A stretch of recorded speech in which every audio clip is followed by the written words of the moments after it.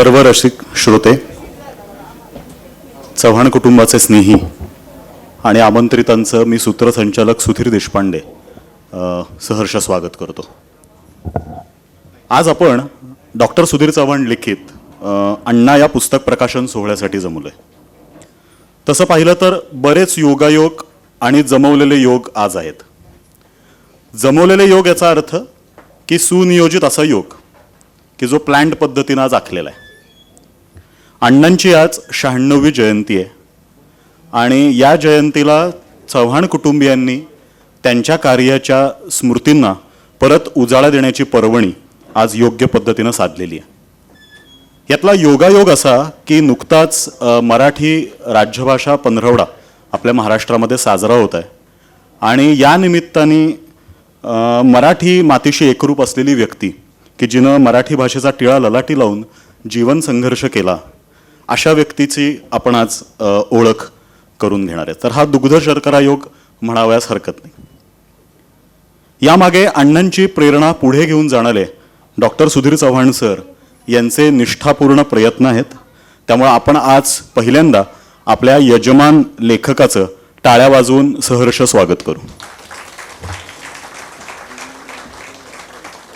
आज आपल्या कार्यक्रमाला लाभलेले मान्यवर Shri Ravindra Khebudkar sir, Shri Pandurang Balkawade sir, Shri Kantikumar Patil sir, Sanjeev Jadhav sir, Madhavrao Dhamdhere sir या सर्व मान्यवरांचं मी सहर्ष स्वागत करतो।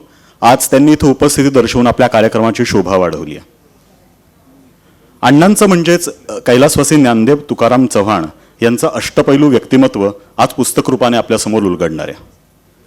बाभा बोरकरांच्या ओळी आहेत की दिव्यत्वाची जेथ प्रतीती तेथे कर माझे जुळती। त्यामुळे आज नमस्कारासाठी आपल्या सर्वांचे हात जोडले जातील याबाबत माझ्या मनात तरी काही शंका नाही आहे। ज्ञानाविषयी निस्सीम प्रेम, जिज्ञासा आणि ज्ञानपिपासा भागवण्यासाठी वेळोवेळी केलेला संघर्ष म्हणजे अण्णा आणि हे करताना त्यांचं सामाजिक भान, आपली लोककर्तव्य आणि कुटुंबास सुजाण बनवण्याचं अखंड असं कार्य अण्णांच्या हातून पार पडलं। भक्त जसा देवाचं दर्शन घडल्याशिवाय शांत होत नाही तसा ज्ञानाचा ध्यास घेतलेला माणूस सर्वथा स्वयंसिद्धीकडे आणि पूर्णत्वाकडे प्रवास करत चाललेला असतो। तीर्थरूप कैलासवासी अण्णांचं आयुष्य आपल्याला हेच सांगतं आणि हे सर्व करत असताना आपल्या अपत्यांना उत्तम, सुजाण, सुसंस्कृत आणि उच्च शिक्षित करून समाजाला उत्तम देणगी देण्याचं कार्यही त्यांनी पार पाडलं। जुन्या पिढीकडून नव्या पिढीकडे येणारा हा संस्कारांचा वारसा फार महत्त्वाचा वाटतो। तो सामाजिक असेल, सांस्कृतिक असेल, शैक्षणिक असेल, कुठलाही असेल, पण तो समर्थपणे पुढल्या पिढीस देणं हे थोडंसं आज अनोखं आहे आणि पुढल्या पिढीनंही या पितृरूपी अण्णांची भूमिका पुढे सुरू ठेवणं आणि ज्ञानप्रबोधन करत राहणं हे सुद्धा अतिशय उल्लेखनीय काम या कुटुंबामार्फत सुरू आहे। त्यामुळं एकदा ज्ञानविकास फाउंडेशनच्या सर्व अध्यक्ष आणि सदस्यांचं आपण सहर्ष स्वागत करूयात। या रविवारी टीव्हीवरच्या प्राईम टाईमला सोडून आपण सगळेजण इथं आलाय, त्यामुळे आता माहोल तयार झालेला आहे। आपण आता कार्यक्रमास पुढे जायला हरकत नाही। तर मी सर्व मान्यवरांना अशी विनंती करतो की त्यांनी तीर्थरूप अण्णांच्या प्रतिमेचं पूजन करावं आणि दीपप्रज्वलन करावं।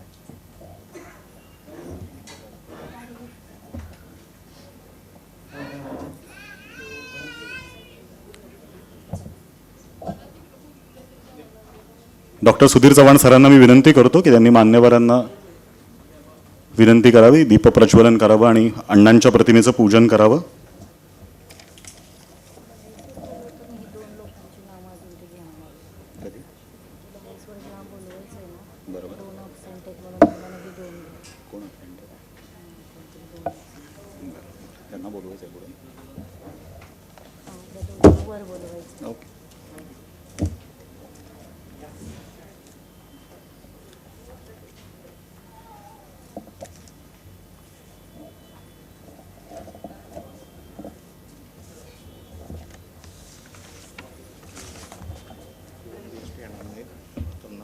साहेब आणि गरड साहेब हे शासकीय अधिकारी दोन्ही त्यांची नावावरती बसायला आणि 2 जण कोण येणार उशिरा येणार संजय जाधव ढमढेरे आजारी कोविड तर यांची नाव क्रांती पाटील पण उशिरा येणार त्यांना पुढे बोलवायचं वर लावलेलं बरं आहे. कारण कसं आहे तुम्ही म्हणता तसं. तुला काय गरज नाही, रिकाम्या खुर्च्या काही नाही ना, चालतं दीप प्रज्वलन करू.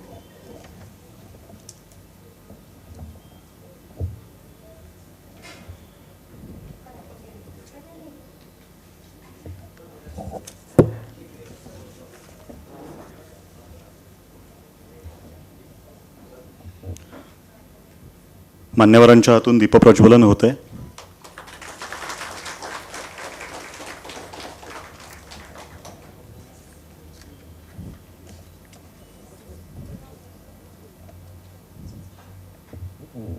खरं तर आज ज्ञानदीप उजळणार आहे या कार्यक्रमामध्ये, त्यामुळे प्रतिकात्मक आपण दीपप्रज्वलन करतोय.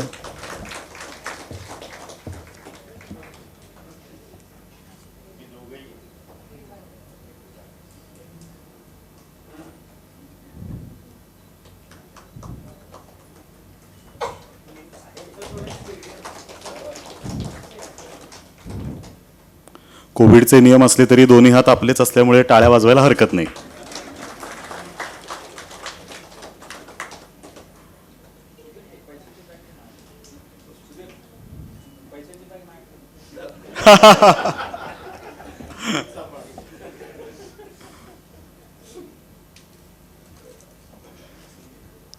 सर्व मान्यवरांना विनंती आहे की त्यांनी मंचावर स्थानापन्न व्हावं.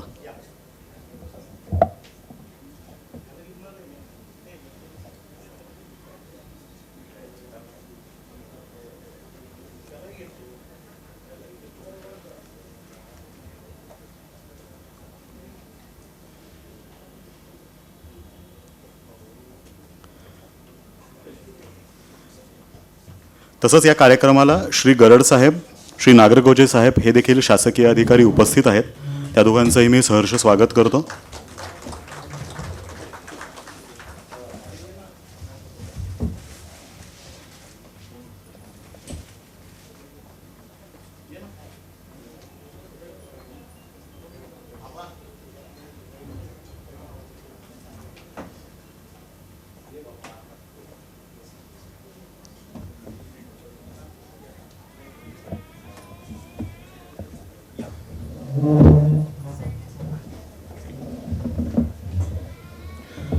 दीपप्रज्वलन झालेलं आहे.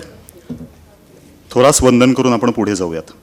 आज आपल्या कार्यक्रमाला लाभलेले पाहुणे, त्यांची जर सूची तुम्ही बघितलीत तर धोरणी वृत्ती, आक्रमक कृती आणि संयमी तात्विक विचार यांचा त्रिवेणी संगम आपल्याला मंचावर दिसेल. आजचे आपल्या कार्यक्रमाचे अध्यक्ष श्री रवींद्र खेबुडकर सर यांचा परिचय आता मी आपणास करून देत आहे. श्री रवींद्र खेबुडकर सर हे उपसभापती कार्यालय विधान परिषद मुंबई येथे सचिव म्हणून कार्यरत आहेत. आपल्याला मंत्री, खासदार, आमदार यांची कामं पाहायला मिळतात, पण त्या कामांमागचे खरे फील्ड पर्सन जे अधिकारी लोक असतात त्यांचा परिचय आपणास येत नाही. जेव्हा मी सुधीर सरांना खेबुडकर सरांचा बायोडेटा मागितला तेव्हा त्यांनी मला ही पुस्तिका दिली. ही इतकी लांब आहे की खरं तर याच्यात आपला अर्धा तास जाईल, एवढी त्यांची कामं आहेत. तरी पण मी तुमच्या काही कामांचा त्यांचा तुम्हाला परिचय करून देतो. सरांनी सहाय्यक निबंध सहकारी संस्था वर्ग 2 मध्ये अधिकारी म्हणून काम केलेलं आहे. उपविभागीय अधिकारी पण होते ते सावंतवाडीला. तिथल्या सिंधू महोत्सवामध्ये त्यांच्या नियोजनामध्ये त्यांचा महत्त्वाचा सहभाग होता. तत्कालीन मुख्यमंत्री यांच्याकडून त्यांचा विशेष गौरवही झालेला आहे. उपविभागीय अधिकारी विटा, जिल्हा सांगली येथेही ते कार्यरत होते. तिथे शिवाजी महाराज पुतळा विटंबना, घरगुती देवांची विटंबना याच्यावरून झालेल्या दंगलीही त्यांनी आटोक्यात आणलेल्या आहेत. कुणकेश्वर तालुका देवगड येथील 10 लाख भाविकांच्या यात्रेचं अत्यंत सुसूत्र पद्धतीनं त्यांनी नियोजन केलेलं आहे. जिल्ह्यामधील स्वातंत्र्य सैनिकांच्या, की जो जनरली दुर्लक्षिला जातो विषय, अशा 43 प्रकरणांची चौकशी करून 17 प्रकरणांमध्ये त्यांनी फौजदारी कारवाई करायला लावलेली आहे. 188 त्यांनी चारा छावण्या सुरू केलेल्या आहेत. तेव्हा ते जिल्हा पुरवठा अधिकारी होते सांगलीमध्ये. प्रत्येक तालुक्यामध्ये चारा डेपो संकल्पना राबवून जिल्ह्यातील अनेक जनावरांना त्यांनी जीवदान दिलंय. सदरची ही योजना राज्य शासनानं पूर्ण राज्यामध्ये राबवली होती, त्यातला ते एक भाग होते. जेव्हा ते पुरवठा विभागामध्ये कार्यरत होते तेव्हा आदर्श गॅस वितरण प्रणाली प्रभावीपणे राबवून त्यांनी सर्व लोकांच्या 24 तासाच्या आत गॅस घरपोच होईल याची दक्षता घेतली होती. आणि हा सांगली पॅटर्न म्हणून केंद्र सरकारनं याची पूर्ण भारतामध्ये अंमलबजावणी करण्यास सुरुवात केली होती. सरांनी प्रादेशिक अधिकारी महाराष्ट्र औद्योगिक विकास महामंडळ कोल्हापूर येथे काम केलेलं आहे. तिथे भूसंपादनामध्ये कोल्हापूर विमानतळाचा जो विषय गेली 15 वर्ष प्रलंबित आहे असा प्रश्न त्यांनी सोडवला. विमानतळ विस्तारीकरणासाठी त्यांनी 181 हेक्टर जमीन ताब्यात घेतली, की जे फार महत्त्वाचं काम असतं. पुण्यामध्ये सध्या आपण बघतोय की IT डेव्हलपमेंट खूप जोरात चालली आणि पुण्याचे काही वेगळे प्रश्न IT डेव्हलपमेंटमुळे तयार होत आहेत. त्यामुळे कोल्हापूर जिल्हा हे पण एक IT डेस्टिनेशन बनावं याच्यासाठी सरांनी विशेष प्रयत्न केलेले आहेत. सातारा जिल्ह्यामध्ये अंदाजे 1001 हेक्टर जमीन त्यांनी भूसंपादित करून घेतलेल्या आहेत विकास कामांसाठी. ERP आणि LMS या बाबतीत कोल्हापूर प्रादेशिक कार्यालय अग्रेसर ठेवण्यात सरांना कायम यश आलेलं आहे. 2014ची लोकसभा निवडणुकीमध्ये सरांनी महत्त्वपूर्ण कामगिरी बजावली आहे. त्यांना दिलेल्या जबाबदाऱ्या त्यांनी चोखपणे पाडलेल्या आहेत. आपल्याला माहिती आहे निवडणूक ही जोखमीची जबाबदारी असते. तसेच कॅश व्यवहार पहिल्या दिवशी बंद करून पेमेंट्स RTGSनं संबंधितांच्या खात्यावर वर्ग करण्याची सुरुवात ही सरांनी जेव्हा सांगली मिरज कुपवाड शहर महानगरपालिका याचे जेव्हा ते आयुक्त होते तेव्हा त्यांनी केली. म्हणजे आपण ऐकतो की RTGS पेमेंटनी लोकांच्या खात्यावर डायरेक्ट पैसे येणं, तर या संबंधीचं पहिलं काम हे सरांनी केलेलं आहे. बांधकाम विभागाच्या विकास कामांना स्थळ पाहणी करूनच मंजुरी दिलेल्या आहेत. म्हणजे एक आदर्श, आक्रमक आणि धोरणी असा पहिला पाहुणा आपल्याला या कार्यक्रमासाठी लाभलेला आहे. तर मी पुस्तकाचे लेखक डॉक्टर सुधीर चव्हाण सर यांना विनंती करतो की त्यांनी रवींद्र खेबुडकर सरांचा शाल व श्रीफळ देऊन योग्य सत्कार करावा.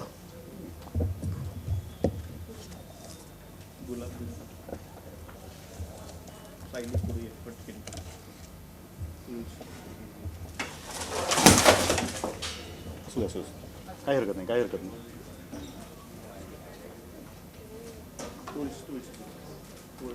चांगल्या मुहूर्तावर नारळ फुटण्याची आपल्याकडे प्रथा आहे.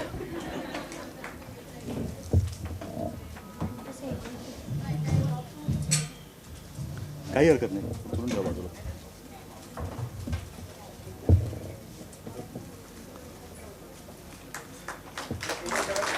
टाळ्यांचा आवाज वाढला तरी चालणार आहे.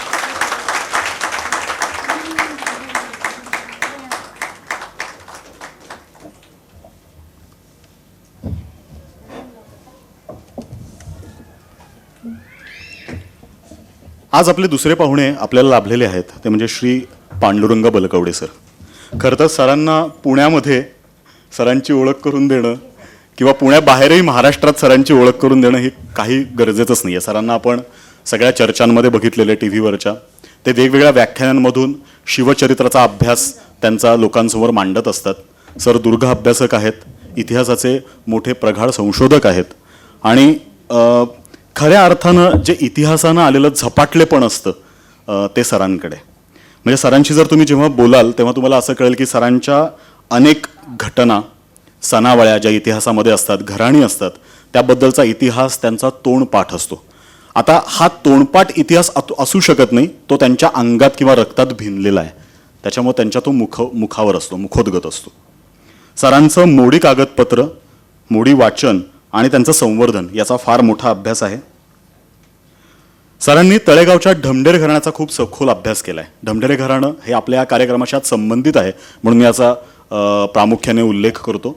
ते काम लेखनाचं त्यांचं पूर्ण होत आलं आणि लवकरच ते प्रकाशित होणार आहे.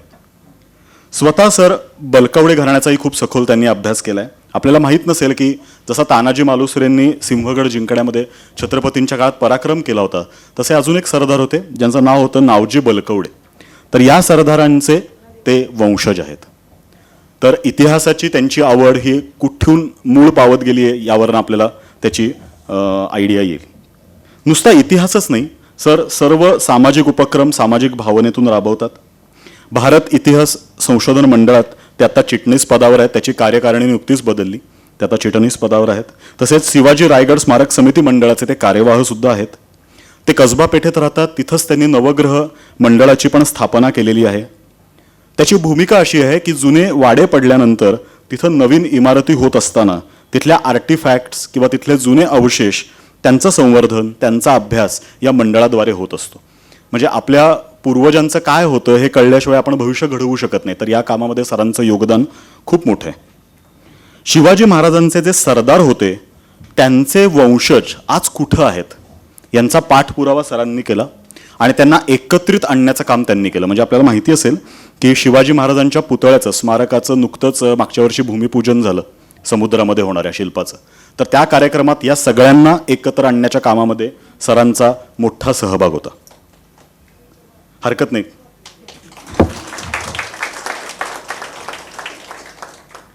आज आपण पुणेकर आहोत हे विसरायचं. तसेच पुण्यामध्ये अनेक सेनाधिकारी राहतात, जवळपास 150 ते 200 सेनाधिकारी राहतात. तर हे अधिकारी असे आहेत की ज्यांना शौर्य पदक मिळालेलं आहे किंवा ज्यांना सरकारकडून परम विशेष सेवा मेडल मिळालेलं आहे. त्यांचा एकत्रित सत्कार सरांनी गणेश कला क्रीडा मंदिरात घेतला होता.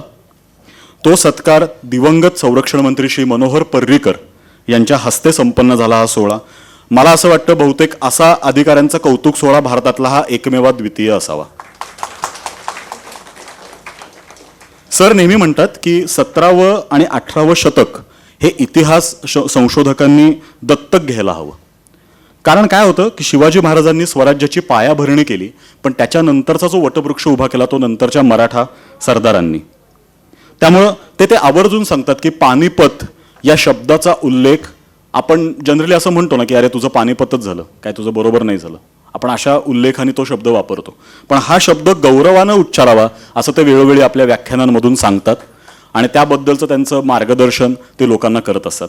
सरांचं मार्गदर्शन आशुतोष गोवारीकर सरांना पण पानिपत या चित्रपटाच्या वेळी लाभलं होतं. म्हणजे मी सरांच्या विषयीचा थोडा अभ्यास ऑनलाईन वेबसाईट्सवर केला होता आणि सरांनी आशुतोष गोवारीकर सरांनी त्यांना विचारलं की तुम्ही माझ्याबरोबर याल का, तर मी तुम्हाला अमुक अमुक दिवसाचे एवढे एवढे पैसे देईन. तर सर म्हणाले तुम्ही मला पैसे देऊ नका, मी काही जे स्वअर्जित केले माझ्यातर्फे तुम्हाला ही देणगी द्या, कारण तुम्ही मराठ्यांचा इतिहास लोकांपुढे मांडताय, तर या कार्यामध्ये मी काही देऊ शकलो तर ते मला आवडेल. तर सौदर्न कमांडमधून रिटायर झालेला 37 वर्ष तिथं सेवा केलेला असा माणूस, इतिहासकार आणि या कार्यक्रमाला चपखल बसणार असं व्यक्तिमत्व आज आपल्याला लाभलेलं आहे. तर मी श्री शशिकांत चव्हाण सरांना विनंती करतो की त्यांनी श्री पांडुरंग बलकवडे सरांचा शाल व श्रीफळ देऊन सत्कार करावा.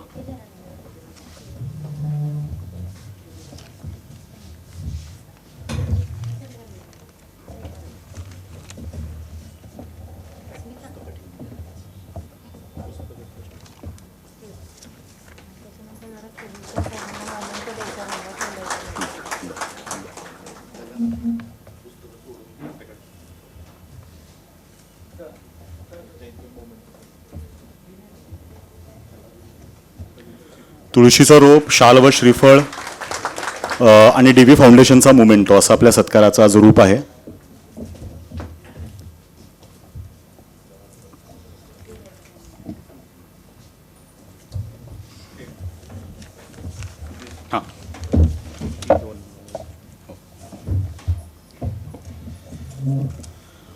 आज आपल्या कार्यक्रमाला मी जसं बोललो तसं श्री आबासाहेब नागरगोजे साहेब, अधीक्षक अभियंता रस्ते विकास विभाग, हेही आज आलेले आहेत.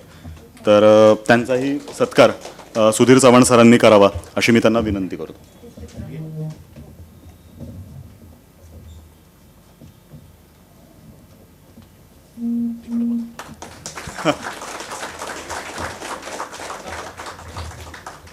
तसेच ॲडव्होकेट प्रवीण कुलकर्णी, प्राणीमित्र आणि तज्ज्ञ वकील, हे आपल्या कार्यक्रमास आज उपस्थित आहेत. तर शशिकांत चव्हाण सरांना मी विनंती करतो की त्यांनी त्यांचाही शाल व श्रीफळ देऊन सत्कार करावा.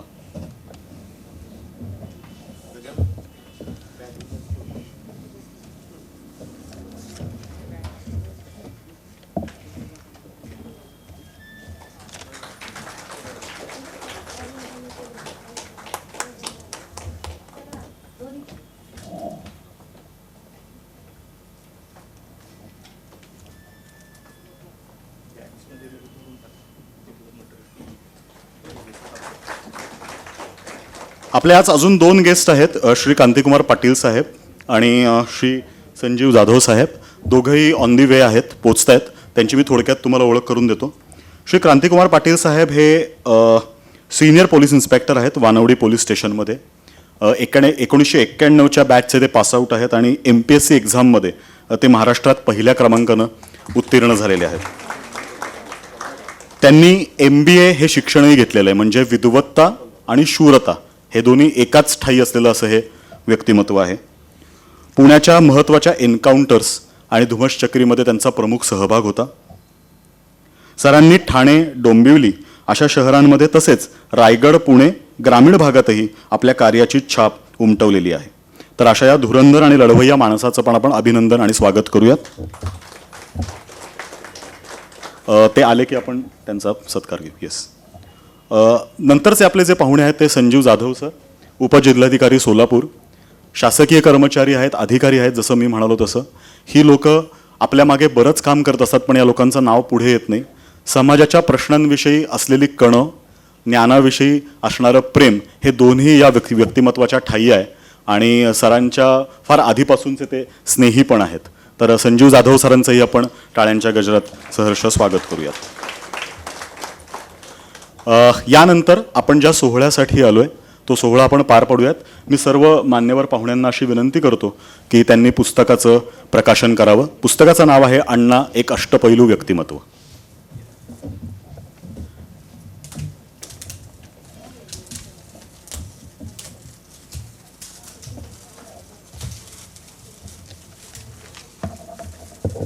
मला एक कॉपी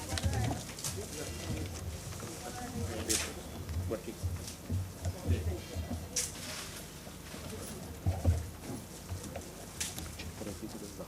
हो मग खाली बसायला सांगू तिथले तुझं वळू घे किंवा खाली हां म्हणजे कसं करायचं बघूयात आपण.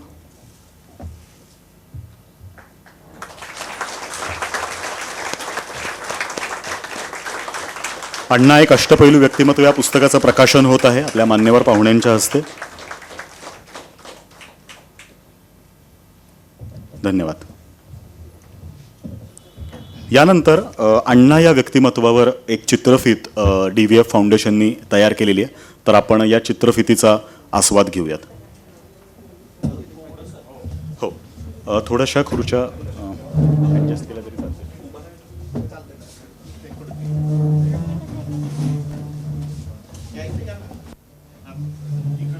हां चालेल, असंही बसलं तरी चालेल सर.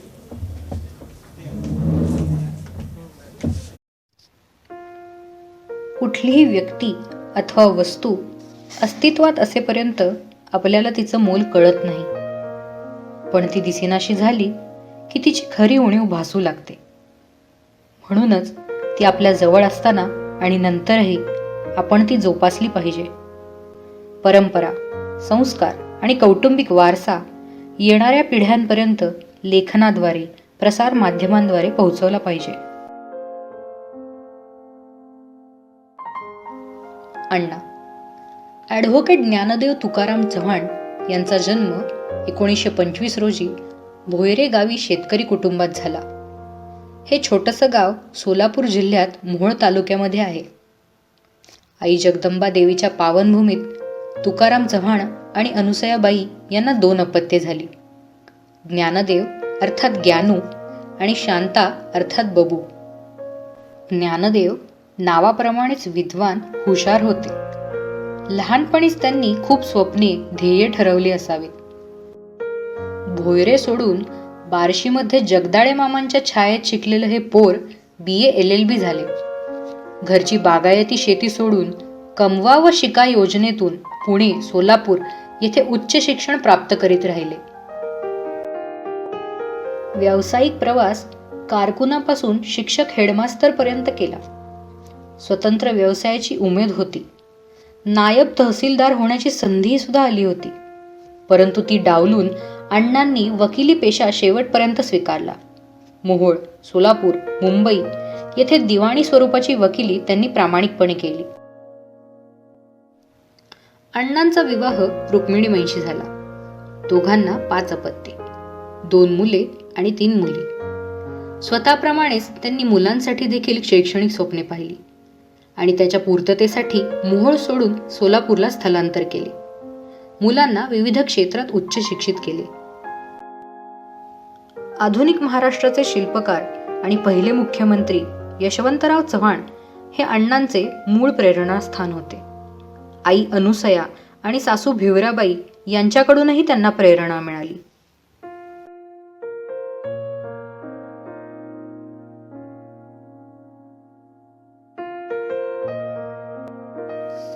अण्णांचं साधं राहणीमान, तेजस्वी चेहरा आणि विनम्रता लोकांना नेहमीच आवडली.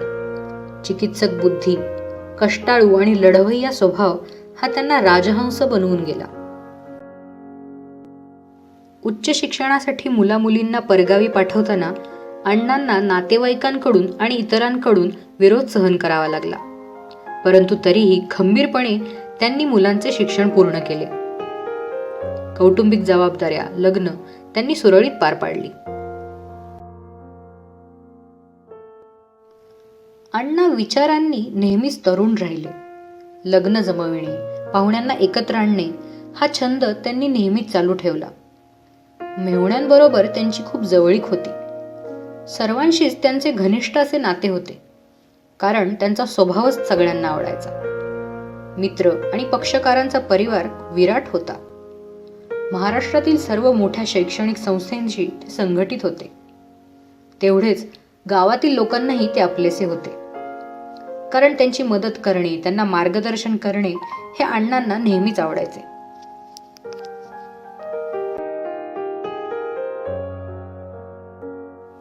अण्णांनी संपूर्ण महाराष्ट्र पालथा घातला होता.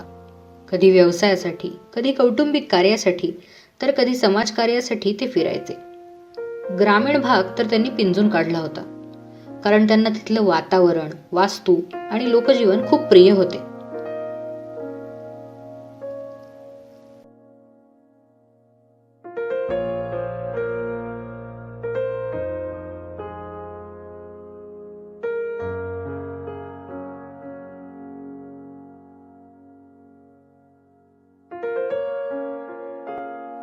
अण्णांच्या मार्गदर्शनाखाली समृद्ध झालेल्या या कौटुंबिक वृक्षात आपल्याला विविध व्यवसायात गुंतलेले लोक दिसतात.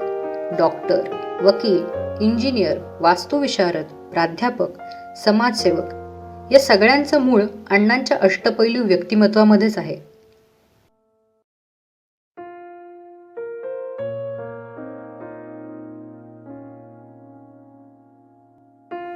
अण्णांनी दिलेल्या शिकवणी आज ज्ञानविकास फाउंडेशनच्या मार्फत चव्हाण परिवार पुढे चालू ठेवत आले आहे. ज्ञानविकास फाउंडेशन तर्फे समाज परिवर्तनासाठी आणि विकासासाठी विविध उपक्रम राबविले जातात. गरजू होतकरू विद्यार्थ्यांना मदत करणे, शैक्षणिक मार्गदर्शन करणे, उत्तम आरोग्य सेवा देणे, लिखाण आणि प्रसार माध्यमांद्वारे शिक्षण आणि वास्तू वारसा संवर्धनाबद्दल माहिती आणि मार्गदर्शन करणे इत्यादी उपक्रम राबविले जातात. शिक्षणासाठी आणि समाजकार्यासाठी सदैव तत्पर असणाऱ्या थोर अण्णांचे आज आम्ही आभार मानतो. त्यांचे मार्गदर्शन आजही ऊर्जा देणारे आहे. अण्णांना शतशः प्रणाम. अण्णांची ध्वनिपीत पाहून मला आता महात्मा गांधीजींचं एक वाक्य आठवलं की खरा भारत हा ग्रामीण भागात वसतो. त्यामुळे खेड्यांकडे चला हे जे त्यांचं सूत्र होतं ते किती बरोबर होतं, कारण की अण्णांनी आपल्या ग्रामीणपणाची व्याख्या ही त्याची व्याख्या त्यांनी रुंदावली. हे आपण क्लिप बघितल्यानंतर आपल्या सगळ्यांना समजलं असेल. यानंतर पुस्तक प्रकाशन सोहळ्यामध्ये पुस्तकाला थोडंसं उष्ट करणं किंवा त्यातली 1-2 पानं परिच्छेदासारखी वाचून दाखवणं आणि समाजापुढे जाण्यापूर्वी यासाठी सौभाग्यवती प्रज्ञाताई गोलगिरे यांना मी विनंती करतो की त्यांनी पुस्तकाच्या 1-2 पानांचं अभिवाचन करावं.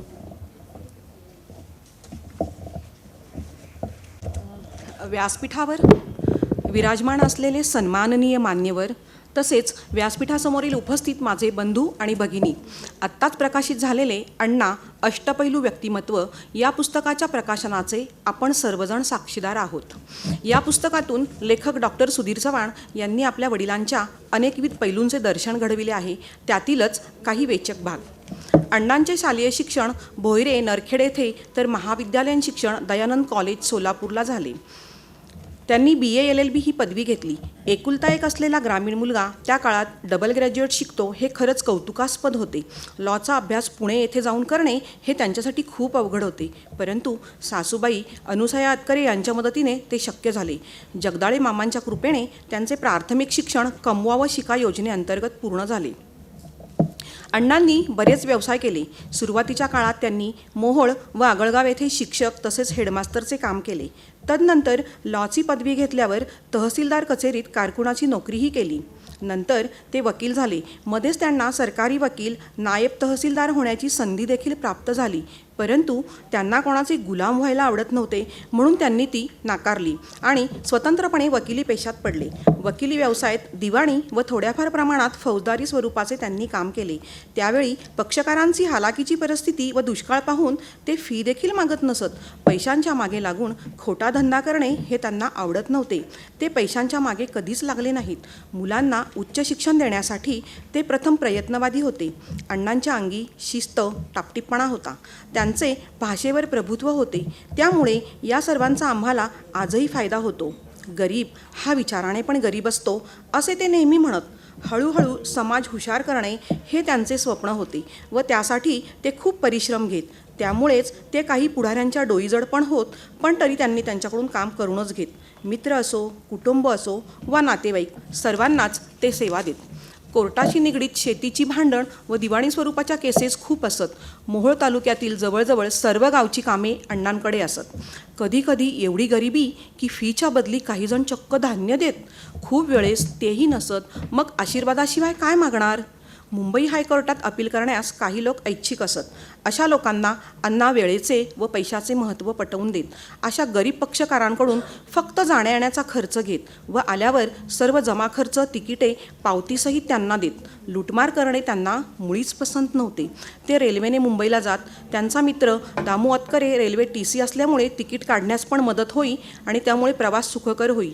पक्षकारांचा अण्णांवर खूप विश्वास होता व तो त्यांनी कधीच गमावला नाही. प्रामाणिक काम, योग्य सल्ला देणे हेच त्यांना आवडत. लोकांचे पैसे वाचवणे व योग्य सेवा देणे हे वकील पेशाचे ब्रीद होते. गावचे सरपंच, पोलीस पाटील, ग्रामसेवक, तलाठी व कार्यकर्ते यांच्याबरोबर बसून ते गाव विकासासाठी चर्चा करत व मदत करत. त्यांना पाणी योजना, योग्य बियाणे, धान्य मार्केट व आधुनिक अवजार नियोजन यांची ते माहिती देत. पुढारी लोकांकडून काम करून घेणे ही कला अण्णांना चांगलीच अवगत होती. दिवसातून 20-25 मंडळी तर घरी हमखास असायचीच. भोयरे येथील बंधारा त्यांनी 12 वर्ष कागदपत्रांचा पाठपुरावा करून मिळविला व गावची पाणी समस्या सोडविली. भ्रष्टाचाराची त्यांना खूप चीड होती. लोकांना भूविकास व इतर बँकांची कर्जे देण्यास ते भाग पाडत. जे मतलबी आणि राजकारणी लोक नोकरी लावण्यासाठी पैशांची मागणी करत त्यांची अण्णांना भयंकर चीड होती. अण्णा विविध समाजातील लग्ने पण जमवीत. त्यांना मुली दाखवण्याचा कार्यक्रम तर कधीकधी ऑफिसमध्ये देखील करत. तळागाळातील समाजाचा त्यांनी कधीच भेदभाव केला नाही. त्या लोकांना पण त्यांच्याबद्दल खूप प्रेम व आदर होता. माजू नका, गरिबी घालवा, कोरड्या शेतीवर विसंबू नका, त्यापेक्षा मुलांना शिक्षण द्या, मग तेच तुमचे कुटुंब मोठे करतील असा विश्वास ते लोकांना देत. गुन्हेगार पक्षकारांना ते सुधारण्याचा सल्ला देत व त्यांना नोकरी लावत. अशी समाजसेवा करून ते लोकांना आपलेसे करीत व त्यातच आनंद मिळवीत. तर असे होते अण्णा. एक बहुआयामी व्यक्तिमत्व, ध्येयवादी, सामाजिक भान जपणारे, हुशार व चौकस. अण्णांनी जीवनात खूप संघर्ष केला. अनेक आव्हाने त्यांनी लीलया पेलली. यावरून मला विंदा करंदीकरांच्या कवितेतील काही ओळी आठवल्या. असे जगावे दुनियेमध्ये आव्हानांचे लावून अत्तर, असे जगावे दुनियेमध्ये आव्हानांचे लावून अत्तर, नजर रोखुनी नजरेमध्ये, नजर रोखुनी नजरेमध्ये, आयुष्याला द्यावे उत्तर, आयुष्याला द्यावे उत्तर. धन्यवाद.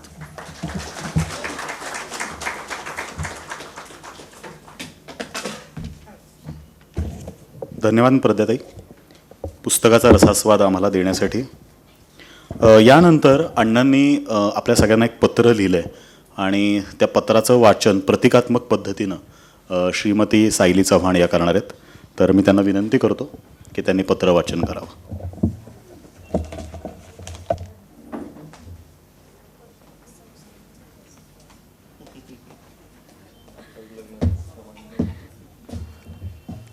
अण्णांचे पत्र, सन विवी, सर्वांना अनेक उत्तम आशीर्वाद. मला इकडे येऊन 15 वर्ष झालीत, तरीसुद्धा आपल्या सर्वांवर माझे लक्ष आहेच. चिरंजीव सौभाग्यकांक्षिणी शोभा माझ्यानंतर इकडे आली आहे. तिच्याकडून सर्व खुशाली समजली. बच्चे कंपनी आता खूप मोठी झाली आहेत, खूप शिकली, सर्व प्रगती करत आहेत. नातवंडांचे विवाह झाले, सुना जावई जोडले गेले, इंजिनियर डॉक्टरांची घरात वाढ झाली. श्रुती संहिता तर अमेरिकेत MS करिता शिक्षण घेत आहेत. चिरंजीव सुधीर तर 5-6 पेक्षा पदवी घेऊन डॉक्टर झालायत, प्रिन्सिपलची जबाबदारी पार पाडत आहेत. पैशापेक्षा ज्ञानदान करण्याचे माझे कार्य पुढेही सर्वजण पार पाडत आहात ह्याचा आनंद वाटतो. अशा वातावरणात माझी जयंती पुण्यस्मरण करत आहात. आज माझ्यावरील ग्रंथाचे प्रकाशन करत आहात. पुस्तक वाचनाने अनेक उद्दिष्ट साध्य होतात. यातून प्रेरणा, प्रोत्साहन, आनंद मिळतो. कोविड महामारीच्या वातावरणातही आपण सर्वजण एकत्र आलात याचं थँक्यू.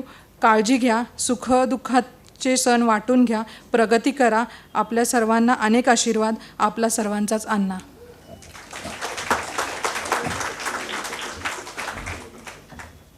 धन्यवाद सायलीताई.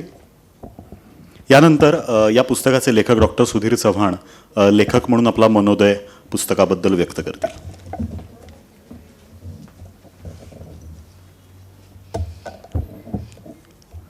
ज्ञानविकास फाउंडेशनच्या मार्फत मी सर्व चव्हाण परिवारातर्फे सर्व मान्यवरांचे स्वागत करतो.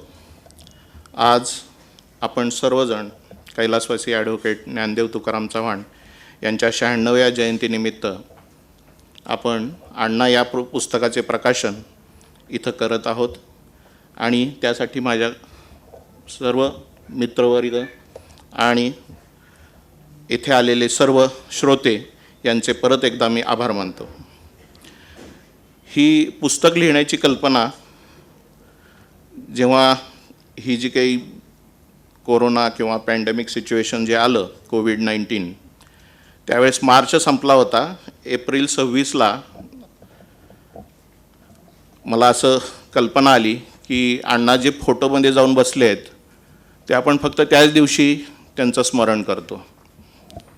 नंतर असं वाटलं की मी जे काही वारसा संवर्धनाचं जी काही डिग्री घेतली तर वारसाच काय माणसाचं पण संवर्धन केलं पाहिजे असं मला वाटलं. ज्या काही व्यक्ती असतात, जे काही आपले पूर्वज असतात यांचा विसर हा पुढच्या पिढीला कायमचा होत राहतो. त्याच्यामुळं आपण जे काही शिकलो ते लिखित असावं आणि आपल्या पूर्वजांचं कुठंतरी लिखाण झालं पाहिजे हे मला जाणवलं. म्हणून जो काही कोविडचा जो पिरियड होता 9 महिने तो मी ह्या सत्कार्याला वापरला आणि ही कल्पना तशी निर्माण झाली. या पुस्तकाबद्दल मी फार थोडक्यात सांगतो कारण आपला कार्यक्रम फार वाढत चाललेला आहे. याच्यामध्ये मी 5 भाग केलेले आहेत. पहिला भाग आहे अण्णांचं व्यक्तिमत्व, जिथं मी त्यांचं स्वतःची पर्सनल इन्फॉर्मेशन सगळी काही मांडलेली आहे. ते कसे दिसतात, त्यांचं पूर्ण शिक्षण कसं झालं, व्यावसायिक प्रवास त्यांचा कसा झाला, त्यांच्याबद्दलचे गुण काय होते, ह्या सर्व गोष्टींचा तिथं मी उल्लेख केला आहे. तो भाग नंबर 1 आहे. दुसऱ्या भागामध्ये ज्या काही घटना घडलेल्या असतात, प्रसंग असतात, अनुभव असतात, ते गोष्टी रूपामध्ये मी मांडलेले आहेत, चित्ररूपामध्ये मी मांडलेले आहेत आणि त्या छोट्या छोट्या प्रसंगांमधून अण्णांचे विविध गुण, पैलू आपल्या सगळ्या वाचकांना नक्कीच कळणार आहेत. तर असा सेकंड किंवा दुसरा हा भाग आहे ज्याच्यातून नकळत सर्व लोकांना सर्व वाचकांना एक वेगळंच मार्गदर्शन आपल्या अण्णांच्यातर्फे होणार आहे. तिसरा भाग जो आहे तो अण्णांचे जे काही घनिष्ठ मित्र होते किंवा त्यांच्या व्यवसायातील काही जे काही व्यक्ती होत्या, ज्या काही संस्था होत्या निगडीत, असा त्यांचा विराट असा व्यापक असा परिचय होता जो तुम्ही आत्ता व्हिडिओच्या ह्याच्यामध्ये पाहिला. तर या व्यक्तींबद्दल त्यांचे कसे संबंध होते आणि त्या संबंधातून आम्ही लहान मुलं कशी घडत गेलो याचा उल्लेख केलेला आहे. चौथा जो भाग आहे जो आपण नकळत विसरून जातो, ज्या गावामध्ये आपला जन्म झाला, ज्या वास्तूमध्ये आपण लहानपण बालपण सगळं घालवलेलं असतं, तर ह्या गावाचं, त्या वास्तूचं, त्या निसर्गाचं आपण जे काय ऋण आहे ते मांडण्याचा प्रयत्न केलेला आहे. जिथं जिथं अण्णांचा हे होता, वापर होता किंवा जिथं जिथं ते जात होते त्या वास्तूंचं मी इथं वर्णन केलेलं आहे. मी आर्किटेक्ट स्वतः असल्यामुळं त्या वास्तू सर्व पडलेल्या आहेत, परंतु मी त्या परत जिवंत कागदावरती उभ्या केलेल्या आहेत, जे आपल्या पुढच्या पिढीला बघायला पण मिळणार नाही. मी ते चित्ररूपामध्ये सर्व मांडलेले आहेत. आणि शेवटचा जो भाग आहे, आपण बरेचदा म्हणतो की ही याच्यासारखी दिसती, ही आईवर गेली, हे आजोबावर गेले. तर तो प्रकार जो आहे की जो अण्णांमधून आमच्या नातवंडामध्ये आला, यांच्यामध्ये आला, चांगला पण असेल आणि वाईट पण असेल, आणि अण्णांना काही गोष्टी आवडल्या पण नसतील, जर ज्या थोडक्यात चांगल्या वाईट ज्या अण्णांना हुरहुर लागली होती की बाबा हा झोपतो आणि झोपलं नाही पाहिजे, हा मेडिकलला गेला पाहिजे होता, हा सैनिक स्कूलला चुकून गेला, कारण संजीव पडवळ म्हणून आमचा आत्तेभाऊ होता, त्याच्या मागं मलाही घालवलं. आता ही सगळी माझी सैनिक शाळेतली मित्र, त्यांना माहिती आहे मी स्टेजवरचा माणूस होतो. हे जेव्हा खेळत होते तेव्हा मी झाडाखाली कविता वगैरे लिहित होतो. मला वाटतं रवी सरांना माहिती आहे. तर कदाचित माझा ट्रॅक चुकला होता आणि स्टेज आल्यानंतर हे सगळे बघत बसायचे आणि मी एकटा स्टेज गाजवत होतो. आणि अशा प्रकारे जे काही गुण आपल्याला पूर्वजांकडून आपल्याकडे आलेले आहेत, ज्यामुळं आपण आत्ता उभे आहोत, हे विसरून जातो. तर अशा पद्धतीचं एक ॲनालिसिस किंवा जो विचार आहे तो पुस्तकाद्वारे मी मांडला आहे. तर असं हे 5 विभागातलं हे पुस्तक सर्व आत्ताच्या तरुण पिढीने लिहिलं तर आपल्या आईवडिलांबद्दल जे काही लिखाण आहे ते अजून पुढं चालत राहील, नाहीतर ते फोटोमध्येच राहील आणि तो फोटो फुटला तर तेही नष्ट होईल.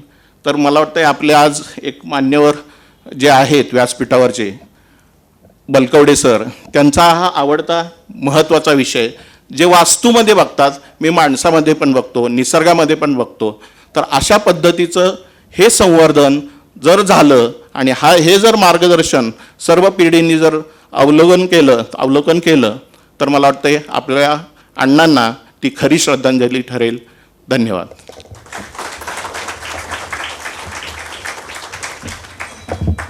धन्यवाद सर. सरांनी खूपच सखोल विचार आपल्यासमोर मांडला.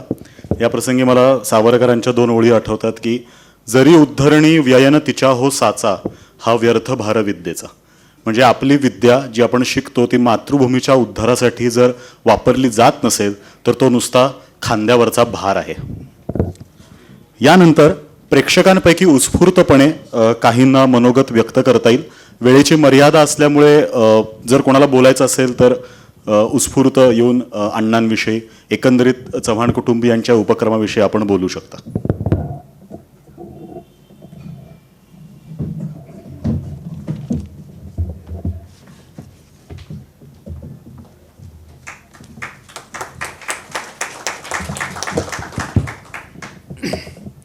आदरणीय व्यासपीठावरचे मान्यवर, समोर उपस्थित असलेले सर्व माझे बंधू भगिनी, माता आणि मित्रांनो, योगायोग बघा कसा आहे की आज जेव्हा मी इथे आलो आणि मला सुधीरकडून पहिल्यांदा कळलं की अण्णा ॲडव्होकेट होते, माझी छाती अभिमानानं भरून आली. कारण मी स्वतः व्यवसायानं वकील आहे. अण्णा वकील होते. वकिली त्यांनी कशी केली त्याचं एक या पुस्तकामध्ये वर्णन जे केलेलं आहे, किंवा या पुस्तकाने जे सांगायचा प्रयत्न केलेला आहे सगळ्यांना की एखादा व्यवसाय करायचा तर तो कसा करायचा, त्याच्यात सचोटी काय असावी, त्यामध्ये तळमळ काय असावी, पक्षकारांच्या अडचणी पाहून जर त्यांच्याकडून पैसे न घेता व्यवसाय होत असेल तर तो एक आदर्श व्यवसाय म्हणून कसा जोपासावा, हे अण्णापासून शिकायला मिळतंय. आणि हे पुस्तक वाचून आपल्या सर्वांना हे विदित होणार आहे आणि ते सर्वांनी जाणीव करून घ्यावी अशी माझी कळकळीची विनंती आहे. दुसरा एक, अगदी मी थोडक्यात संपवणार आहे, दुसरा एक स्नेहबंध अण्णांशी असा जुळला माझा की अण्णांचं शिक्षण जगदाळे मामाच्या संस्थेमध्ये बार्शीला झालं. मीही मूळ बार्शीचाच. माझंही शिक्षण जगदाळे मामा संस्थेमध्येच झालं. अण्णा सोलापूरला दयानंद कॉलेजमध्ये शिकले, मीही दयानंद कॉलेजमध्ये शिकलो. इतक्या तर योगायोगाच्या गोष्टी असू शकत नाहीत ना, की सुधीरने आज मला बोलवावं, मी या कार्यक्रमाला यावं आणि इतके योगायोग अचानक समोर उभे राहावेत. हे योगायोग नाहीत, हे बंध आहेत, हे ऋणानुबंध आहेत, जे मला आज या ठिकाणी आल्यानंतर जाणवलं. पुस्तक अतिशय म्हणजे जेवढं चाललं आहे मी आत्तापर्यंत, आत्ता सुधीरने मला सांगितले की त्याच्यामधली जी रेखाचित्र आहेत त्यांनी स्वतः ती कॉम्प्युटरवर डिझाईन केलेली आहेत. टायपिंग आहे ते सगळं कॉम्प्युटरवर स्वतः केलेलं आहे. करोनाचा काळ त्यांनी तसा सदुपयोग करून हे पुस्तक पूर्ण केलेलं आहे. आपण हे सर्वजण पुस्तक वाचूया, अण्णांपासून ही प्रेरणा घेऊया. माझ्या व्यवसायातील एका महान व्यक्तिमत्वाचा गौरव इथं होत असताना, पुस्तकाचं प्रकाशन होत असताना मी आणि सुधीर आमच्या बॅचचे आणि माझ्या बॅचचे इथे जे लोक सगळे जमलेले आहेत, त्या सगळ्यांतर्फे मी सुधीरचे आभार मानतो की त्यांनी एवढा मोठा उपक्रम केलेला आहे. आणि माझे 2 शब्द संपवतो.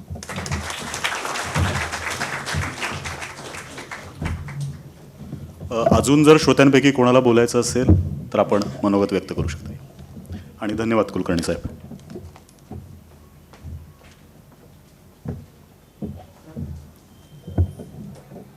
कार्यक्रमाचे अध्यक्ष,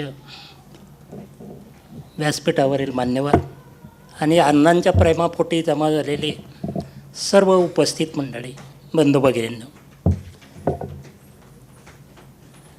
माझा आणि अण्णांचा परिचय झाला तो म्हणजे डमडरे मंडळींच्या सोयरिकेमुळं. अण्णांची एक मुलगी डमडरे यांना दिली आणि अण्णांच्या घरामध्ये चव्हाण कुटुंबियांच्यामध्ये एक डमडरेंची मुलगी आली.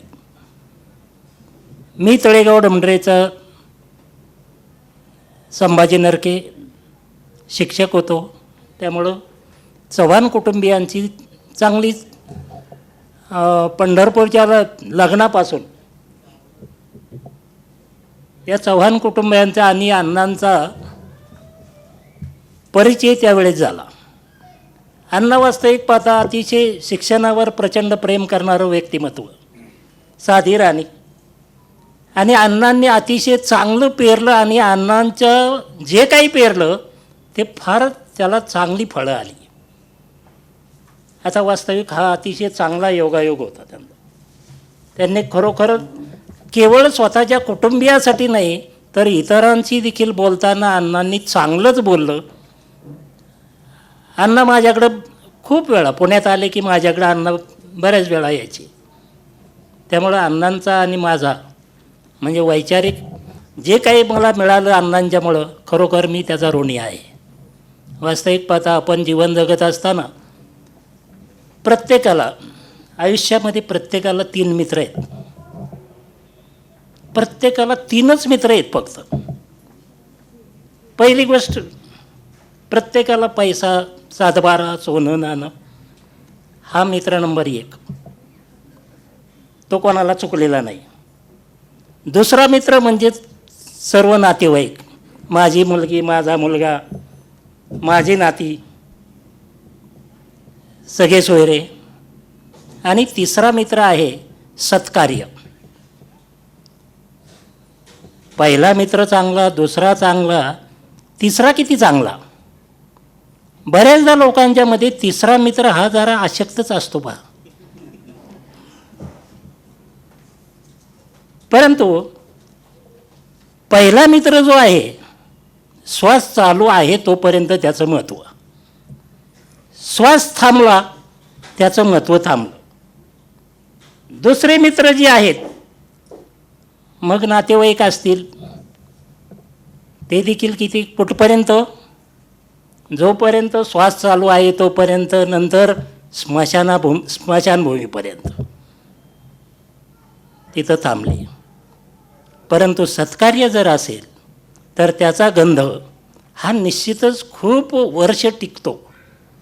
आता प्रत्येकजण काय महात्मा आणि छत्रपती होऊ शकत नाही, परंतु जे काही आपल्याला जमेल थोडासा खारीचा वाटा. आता सरांनी लिखाण केलं, हे अतिशय दुर्मिळ उदाहरण आहे की वडिलांच्यावर पुस्तक लिहिणं. वास्तविक बहुजन समाजामध्ये तर एक चित्र दिसतं, लोक लिहितच नाही आणि बोलतही नाहीत. आणि खरोखर अण्णांची माझं ज्यावेळेस बोलणं झालं त्यावेळेस अण्णा ह्या दोन गोष्टीवर खूप जोर द्यायचे की लोकांनी म्हणजे लोकांच्यामध्ये गेले बोललं पाहिजे.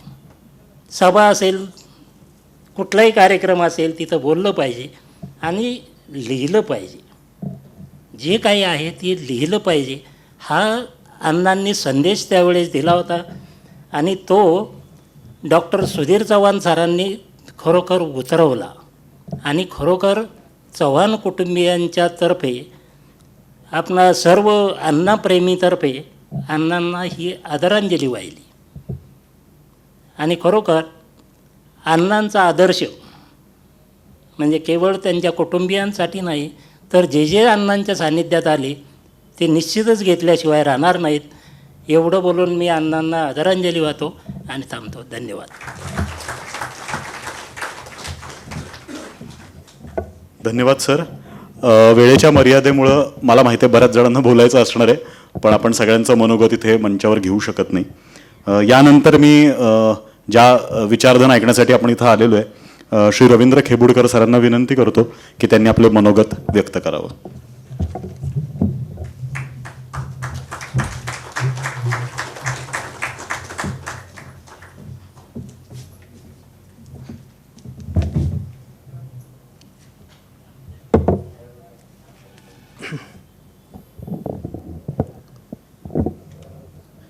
कैलासपती अण्णांना त्यांच्या 95व्या जयंतीनिमित्त मी अभिवादन करतो.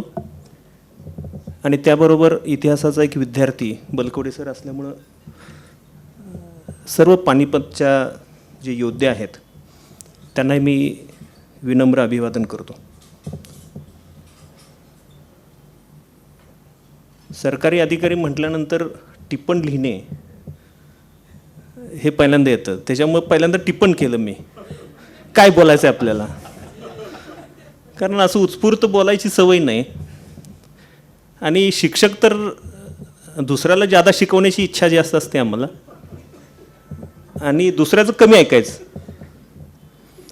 आणि त्याबरोबर त्याच्या प्रश्नापेक्षा नको त्या भानगडीकडे जास्त लक्ष ठेवायचं आणि तो कसा प्रश्न मोठा होईल हे पाहण्याची आमची सवय आहे.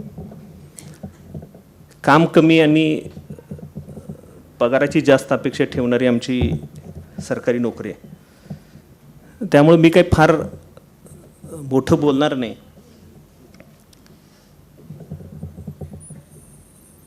पण मी नक्की सांगीन, पुस्तकाचं जे काही सुधीरनं लिखाण केलं आहे ते नक्कीच वाखाणण्यासारखं आहे. त्याबरोबर असंच प्रत्येकानं आपल्या आईवडिलांच्याबद्दल एक आदर व्यक्त करण्याची जी माध्यमं आहेत त्या माध्यमाचा उपयोग करून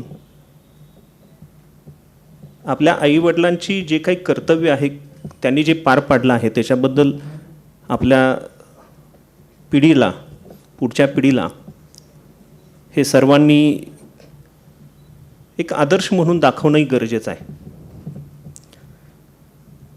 पुण्यामध्ये आम्ही गेल्या 15 दिवसापूर्वी, महिनाभरापूर्वी आम्ही एक नवीन संकल्पना सुरू केला. त्याचं नाव आहे ताईचा डबा. एक पुण्याच्या सकाळ पेपरमध्ये गेल्या महिनाभरापूर्वी एक जाहिरात दिली आम्ही. आणि ज्या लोकांना आपल्या घरामध्ये जेवण मिळू शकत नाही किंवा ते करू शकत नाहीत अशा लोकांच्यासाठी आम्ही एक जाहिरात दिली आणि 3 कॉन्ट्रॅक्टर जे जेवण करतात असं त्यांना 3 जणांना बोलवलं. आणि आपल्याला आश्चर्य वाटेल की जवळपास 350 लोकांनी आम्हाला फोन केले आणि आता जवळपास 100पेक्षा जास्त डबे सुरू झालेत.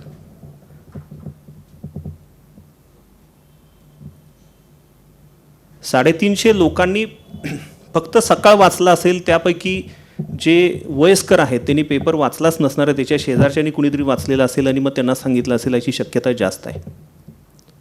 आणि म्हणून पुण्यामध्येच ही सेकंड होमची संकल्पना सुरुवात झाली. आणि आम्ही जो ताईंचा डबा सुरू केला यालाही फार उत्स्फूर्त प्रतिसाद मिळाला. आता ठाणे आणि मुंबईमध्ये पण सुरू करायचं आम्ही ठरवलं आहे. याचा अर्थ आपण पाहायला गेला तर आपण आपल्या पिढीला किंवा आपल्या स्वतःच्या पिढीला आपण काय दिलं आहे, नंतरच्या पिढीलासुद्धा आपण काय दिलं आहे हे पाहणं गरजेचं आहे. काही उदाहरणही मी आपल्याला देईन. डॉक्टर सुनंदा पाटील म्हणून सांगलीमध्ये ऑर्थोपेडिक सर्जन होत्या. त्यांची दोन्ही मुलं ऑस्ट्रेलियामध्ये गेल्यानंतर, त्या ऑस्ट्रेलिया डॉक्टर असल्यामुळे त्यांची प्रॉपर्टी भरपूर होती.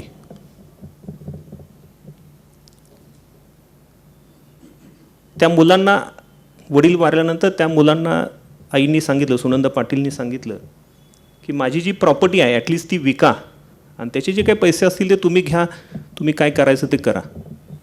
आपल्याला आश्चर्य वाटेल, हे आपण पुस्तकात वाचतो, नंतर आपण ह्याच्यातूनही वाचतो, पेपरमधूनही वाचतो, पण ती दोन्ही मुलं आली नाहीत. त्यांनी सांगितलं की आई तुझी प्रॉपर्टी तुझ्यासाठी लखलाभ राहू देत. पण त्या आईला जेवण करण्याची सुद्धा ताकद जेव्हा कमी झाली, जेवण करायलाही येईना, तर त्यावेळेस शेजारच्या लोकांनी सांभाळायला सुरुवात केली. पण शेजारची लोक तर किती सांभाळणार. त्या अशाच गेल्या. ती मुलं काही आली नाहीत. त्या मुलांना कळवल्यानंतर सुद्धा त्यांनी रिॲक्शन्स दिल्या नाहीत. आपण पाहायला यावं हे पण त्यांना सुचलं नाही. सांगलीमध्ये आणखीन एक नवीन संकल्पना मी सुरू केली, ती म्हणजे जे असे बेड रिडन जी माणसं आहेत, व्यक्ती आहेत, आता बरेचसे अधिकारी झालेत, बरेचसे फॉरेनमध्ये जातात. सांगलीतून बरीचशी मुलं आता पुण्यात आलेली आहेत, पुण्यातून मुंबईला बऱ्याच ठिकाणी बाहेर आहेत. अशा वेळेस ज्या लोकांना आपल्या आईवडिलांना पाहायला मिळत नाही, त्यांनी ते शक्य होत नाही, दररोज त्यांची औषधं बघणं शक्य होत नाही, त्यांना दवाखान्यात घेऊन जाणं शक्य होत नाही, फक्त त्यांच्यासाठीच संवेदना सेंटर सुरू केलं आहे. ते डॉक्टर दिलीप शिंदे म्हणून आहेत, जे टोटली बेड रिडन आहेत, फक्त त्यांच्यासाठी आहे. आपल्याला आश्चर्य वाटेल, 2016ला लक्ष्मीकांत देशमुखांच्या हस्ते त्याचं उद्घाटन झालं आणि आता 200 बेडेड हे त्यांनी संवेदना सेंटर सुरू केलं आहे. म्हणजे सांगलीसारख्या छोट्या शहरामध्ये 200 माणसं अशी सापडू शकतात की त्यांना कुणीच पाहणारं नाही आहे. तर पुण्यासारख्या शहरामध्ये किती असतील, याचा आपण सर्वांनी विचार करावा लागेल. सुधीरनं आपल्या पुस्तकामध्ये एक अण्णांचं लिहिताना हे लिहिलं आहे की मुलींना शिकू नये अशी त्यावेळेस बऱ्याच लोकांची संकल्पना होती. मी आपल्याला नक्की सांगतो, मला 2 मुली आहेत. माझी बायको डॉक्टरही आहे. 2 मुली झाल्यानंतर मला बऱ्याच लोकांनी सांगितलं, माझ्या पै पाहुण्यांनी, की ही मुलगी दत्तक घ्या भावाला आणि भावाचा मुलगा दत्तक घ्या, दुसरं लग्न करा. सर्वसामान्य कोणालाही समजणार हे. सोनोग्राफी अगोदर का केली नाही, असे भरपूर सजेशन्स आले. पण मी आपल्याला नक्की सांगतो, आपण जर अनाथाश्रमामध्ये गेलात, तुम्ही जाता की नाही मला माहिती नाही, पण अनाथाश्रमामध्ये गेलात तर 70% मुली आहेत आणि उरलेल्या 30% लहान मुलं आहेत. त्या मुलींच्याकडे किंवा मुलांच्याकडे बघितल्यानंतर मी नक्की सांगतो, तुमच्या डोळ्यात पाणी नक्की येईल. आजही आपण मुलींना शिकू नये ह्याच्यासाठी प्रयत्न केले जातात. मुलगा शिकावा आणि मुली नको शिकायला, हा प्रयत्न केला जातो. तर मला वाटतं की सुधीरच्या वडिलांनी हे 50मध्ये केलेलं धाडस हे नक्कीच वाखाणण्यासारखं आहे.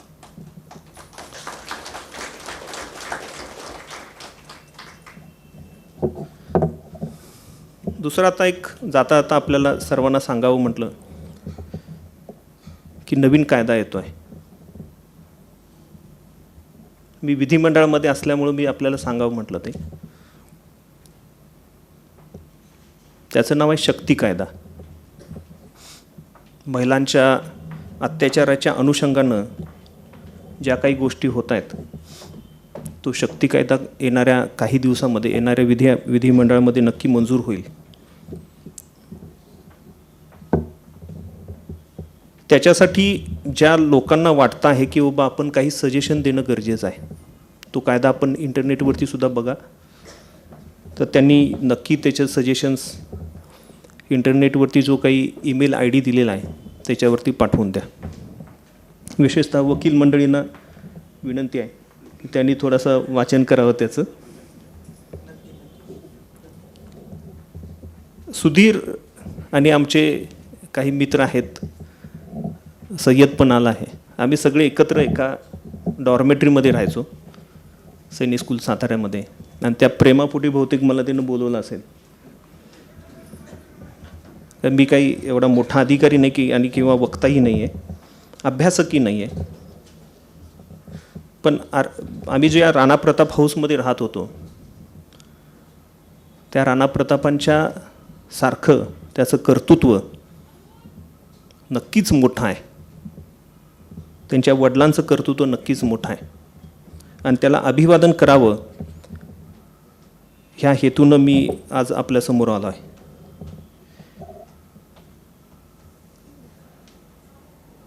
मी शेवटी एवढंच म्हणेन सुधीर की आकाशाचे पंख असावे उंबरट्यावरती भक्ती. तुझा अजूनही मोठा हो. अण्णांनी जी काही तुला शिकवण दिली आहे, जे तुझ्यासाठी त्याग केला आहे, आईने जो तुझ्यासाठी त्याग केला आहे, तुझ्या बहिणीने आणि भावाने जो तो काही तुझ्यासाठी त्याग केला आहे, त्याचं ऋण फेडण्यासाठी तू जो काही प्रयत्न करतो आहेस ते समाजाला पण दिसणं गरजेचं आहे.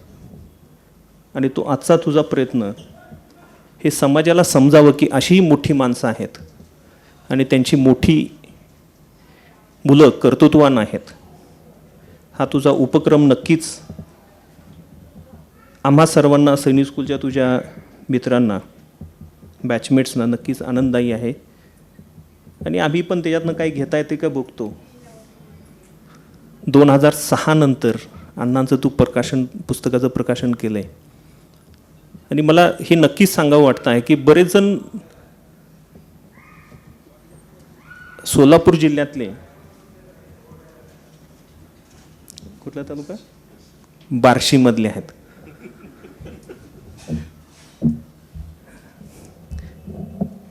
तुम्हाला जी हिंजवडी MIDC दिसतीये ती MIDC करण्यामध्ये ज्या मोठ्या माणसाचं ज्यांनी भूसंपादन केलं किंवा त्यांनी ज्या काही इंडस्ट्रीज आणल्या तोही दुष्काळी भागातलाच आहे. मी कोल्हापूरचा आहे. आमच्याकडे कोल्हापूरमध्ये सकाळी आणि संध्याकाळी जेवण मिळतं, त्याच्यामुळं उद्याची आम्ही काळजी करत नाही आहे. त्याच्यावरती समाधानी राहणे आणि आपली प्रगती तर राहू देत, दुसऱ्याची प्रगती होणार नाही याची काळजी करतो आम्ही. कारण सहकाराचं बीज इतकं रुतलेलं आहे. त्यामुळं सुधीर तुझी आणखी अशी प्रगती व्हावी अशी मी आशा व्यक्त करतो आणि त्याबरोबर अण्णांना अभिवादन करून थांबतो. धन्यवाद.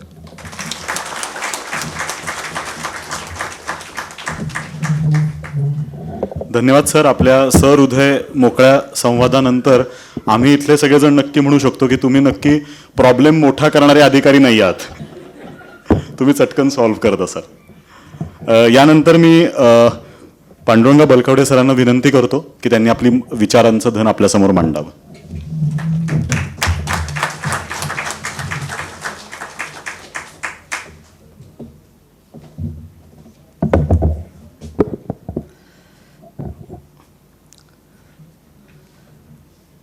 वक्रतुंड महाकाय सूर्यकोटी समप्रभ निर्विघ्नं कुरु मे देव सर्वकार्येषु सर्वदा. आयादिशक्ती तुळजाभवानी छत्रपती शिवराय. आज आमचे मित्र डॉक्टर सुधीर चव्हाण यांनी कर्तव्याच्या भावनेतून आणि पितृऋणातून मुक्त होण्यासाठी एक अल्पसा प्रयत्न केलेला म्हणजेच आमचे अण्णा एक अष्टपैलू व्यक्तिमत्व हा ग्रंथ इथं साकार केलेला आहे आणि त्याचं आज प्रकाशन झालं असं मी प्रथम जाहीर करतो.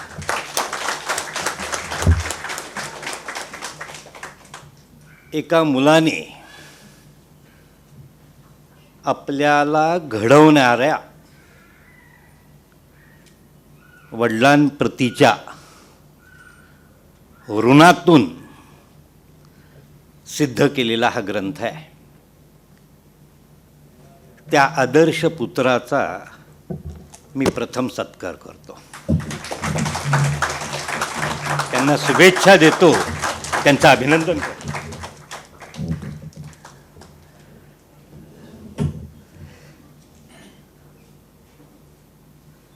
एक गोष्ट आहे, चव्हाण कुटुंबियांचा लोकसंग्रह किती मोठा आहे याची ही साक्ष आहे. कोरोनाच्या महासंकटामध्ये आपण सगळेजण एवढ्या मोठ्या संख्येने त्यांच्यावर प्रेम व्यक्त करण्यासाठी इथं जमलेले आहात. आत्ताच अनेक जणांनी फार सुंदर मार्गदर्शन केलं. आमचे ॲडव्होकेट कुलकर्णी सर, नरके साहेबांनी आणि आजचे प्रमुख पाहुणे खेबुडकर सरांनी. जगदीशराव उत्तम गायन आणि संगीत देत होते आणि यांनी उत्तम विचार दिले आज आपल्याला. ते म्हटले मी मोठा माणूस नाही, बरोबर आहे, परंतु तुमच्यातला मोठा माणूस आज आम्हाला दिसला. मी वक्ता नाही, परंतु तुमच्यातला उत्तम वक्ता आम्हाला ऐकायला मिळाला. आणि तुमची जी वर्तमान काळात, कारण सर्व्हिसमध्ये तुम्ही मला पहिल्यांदा सांगितलं मी सरकारी कर्मचारी आहे, मी तसंच होतो, परंतु सामाजिक ऋण मानून तुम्ही जे कार्य करताय त्याला नतमस्तक होतो मी. आपल्या सुधीररावांनी हा ग्रंथ साकार केलेला आहे. ह्या ग्रंथाची मजा आहे. मी अनेक शेकडो ग्रंथ माझ्याकडे स्वतः व्यक्तिगत पातळीवर 7 ते 8 हजार इतिहासावरच्या ग्रंथांचा संग्रह आहे, परंतु हा ग्रंथ मात्र आगळा वेगळा आहे. आणि मला जाणीव झाली की हा 21व्या शतकातला ग्रंथ आहे, कारण की आणि तोही कोरोनाच्या पार्श्वभूमीवर त्यांनी एक आर्किटेक्ट आपल्या वडिलांचं कार्य किंवा त्यांचं कार्य समजून घेण्याचा आणि समाजाला सांगण्याचा किती वेगवेगळ्या माध्यमातून प्रयत्न करतोय त्याचं उदाहरण म्हणजे हा ग्रंथ आहे. आपण जेव्हा हाताळताल निश्चित तुम्हाला त्याची कल्पना आहे. एक मोठा वारसा आहे. विठोजी चव्हाण, तुम्हाला माहिती आहे का, यावेळेस औरंगजेबाने छत्रपती संभाजी महाराजांची निर्घृण हत्या केली, त्याचा बदला घेण्याचा मराठ्यांनी प्रयत्न केला. संताजी घोरपडे आणि विठोजी चव्हाण यांनी तुळापूर्वा औरंगजेबाच्या 7 लाख फौजेच्या तळावर हल्ला करून त्याच्या प्रत्यक्ष औरंगजेबाच्या तंबूचे सोन्याचे कळस कापून आणले. खरं तर औरंगजेब त्याच वेळेस जाणार, परंतु तो इतका सावध असायचा, त्या तंबूमधून दुसऱ्या तंबू तो रात्रभरात 2दा तंबू बदलायचा. बघा याहून किती सावध होता. नेमका त्या तंबूत नव्हता, परंतु त्याच्या तंबूचे सोन्याचं कळस आणणारे विठोजी चव्हाणांचे वारस आहे. त्यांना हिम्मत बहादर हा किताब होता. एक इतिहासकार म्हणून आम्हाला ते कुठेही गेलो तरी इतिहासाची पार्श्वभूमी आम्ही सांगत राहतो. आता समाजकारणाकडे येतो. माझ्या गुरूंनी मला सांगितलं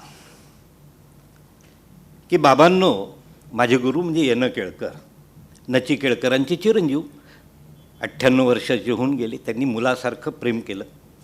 मला म्हटले, बाबा मराठ्यांनी इतिहास घडवला, पण इतिहास लेखनाकडं पाठ केली म्हणून मराठ्यांची अवस्था ही झाली.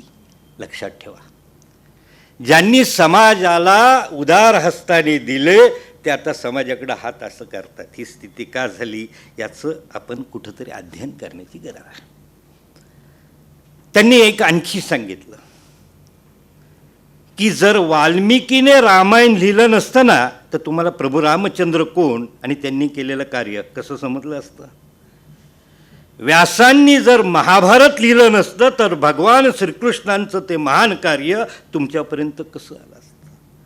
म्हणजे साक्षात राम आणि कृष्णांना देवत्व देण्याचं कार्य हा ग्रंथकार करत असतो. लक्षात ठेवा, इतिहासकार असो किंवा आपल्या वडिलांचं चरित्र लिहून त्यांना अजरामर करण्याचं कार्य हे इतिहासकार म्हणून आज त्यांनी केलेलं. इतिहास म्हणजे काय, शेवटी गतकाळी घडलेल्या घटनांचं केलेलं विवेचन. आणि त्यांनी आपल्या वडिलांचं जे आयुष्य आहे ते समाजासमोर मांडलेलं आहे. त्याच्यातून अनेकांना प्रेरणा मिळणारी आहे. अण्णांनी सोलापूर जिल्ह्यातल्या एका छोट्याशा खेड्यामध्ये आपल्या जीवनाची वाटचाल सुरू केली. एक ध्येय होतं, आपण शिकलं पाहिजे. त्यासाठी जी वाटचाल होती, खडतर होती, त्या प्रत्येक टप्प्यामध्ये ते गेले. मग गावामध्ये शिक्षण केलं, सोलापूर शहरामध्ये गेले, मग पुण्यासारख्या मोठ्या विद्याच्या नगरीमध्ये गेले आणि स्वतःला एक घडवलं. म्हणजे पहिलं कर्तव्य काय, तर स्वतःला घडवणं. दुसरं कर्तव्य काय, कुटुंबाप्रतीचं दुसरं कर्तव्य, आपले भाऊ, आपले आई वडील, आपली पत्नी आणि आपली मुलं, त्यांनाही घडवलं पाहिजे, समाजाच्या प्रवाहात आणलं पाहिजे. कारण की ह्या खडतर जीवनातून त्यांना सुखाचा मार्ग दाखवायचा असेल तर शिक्षणाला पर्याय नाही. हे तत्व त्यांनी अनुसरलं स्वतःच्या जीवनामध्ये आणि आपल्या कुटुंबाला एक दिशा दिली. कुटुंबाप्रतीचं कर्तव्य पार पाडलं. समाजाचं ऋण, समाज ऋण. आणि म्हणून एक शिक्षक म्हणजे पहिल्या जीवनाची वाटचाल कारकुनीपासून सुरू केली, मग शिक्षक झाले, हेडमास्टर झाले, हजारो विद्यार्थ्यांना घडवलं आणि पुढची वाटचाल वकील म्हणून ज्याच्यावर अन्याय होतो त्याला न्याय मिळवून देण्याचंही कार्य केलं. हे करत असताना नैतिकतेचं अधिष्ठान. एकदा ते बोलत असताना सुधीरराव म्हटले, अण्णांचा धर्म कोणचा, तर सारासार विवेकबुद्धी. कुठल्याही व्यक्तीने सदविवेकबुद्धीने केलेलं कृत्य त्याला कधीही पश्चाताप करायला लावत नाही. लक्षात ठेवा, समाजाने तेच करायचं असतं. धर्म पंथ अनेक असतील, पण वर्तमान काळामध्ये मी व्यक्तिगत पातळीवर, सामाजिक पातळीवर, राष्ट्रीय पातळीवर कसं वागावं हे सारासार विवेकबुद्धी नावाच्या धर्माने करावं, मला असं वाटतं. व्यक्तिगत पातळीवर ते त्यांनी जगले आपल्या कुटुंबाला घडवलं, एक दिशा दिली आणि सगळं कुटुंब हे प्रवाहात आलेलं आहे. कुठल्याही देशाला अज्ञानी समाज परवडणारा नाही, लक्षात ठेवा. त्याचबरोबर बघा, एक काळ असा होता की एका बैलाचा छकडा, कुटुंबामध्ये एक व्यक्ती उद्योगधंदा व्यवसाय करणार आणि कमीत कमी 10 लोक पोट भरणार. आता हे चालणार नाही. ज्याप्रमाणे एक बैलाचा छकडा, आता 2 बैलाची गाडी चालली पाहिजे. पुरुषाबरोबर स्त्रीने कुटुंबाचा भार जसा खांद्यावर घेतला पाहिजे, त्यासाठी स्वतःला सक्षम केलं पाहिजे, शिक्षण घेतलं पाहिजे. बघा आता काय होतं बरं का, स्त्री शिक्षण घेते. सुधीरराव तुमच्या घरात आहे की नाही? बघा, तुम्ही शिक्षण घेतलं, प्राचार्य झालात, सकाळी उठलात, बायकोला म्हटलं डबा तयार झाला का? बायकोही नोकरीला जाते, तिलाही नोकरीला जाताना तिनेच डबा का करायचा एकटीने? पाणी तिनेच का तापून द्यायचं? मीही स्वयंपाकात तिला मदत केली पाहिजे. ऑफिसमधून आल्यानंतर तिनेच का बरं मला चहा द्यायचा? एक दिवस मी तिला चहा दिला तर काही फरक पडेल का? आपण सगळ्यांनी हा विचार करण्याची आज आवश्यकता आहे. आपण एका नव्या समाज व्यवस्थेमध्ये आपण परिवर्तन केलेले, समाज व्यवस्थेमध्ये आपण त्या प्रवाहात निघालेलो आहोत. स्त्रीला आणि पुरुषाला जी कर्तव्य काल सांगितली होती, त्या सर्व कर्तव्यांमध्ये बदल झालेला आहे. आपण समाज, स्त्री पुरुषांची नवी समाज कर्तव्य याची एक नवी घटना बनवण्याची आज आवश्यकता आहे आणि हे स्वतःहून करावं लागणार आहे. अशा समाजामध्ये मला कौतुक वाटतं की मला खात्री आहे की आमच्या रजनीताईंना सुधीरराव साथ देतात प्रत्येक गोष्टीत. आणि म्हणूनच दोघं बघा, आत्ता मी कार्यक्रम पाहतोय, दोघंही समान हक्काने काम करतायत. बरोबर आहे का? आणि हाच मला आनंदाचा. आपण सगळ्यांनी त्यांना धन्यवाद देण्यासाठी थोड्या टाळ्या वाजवल्या.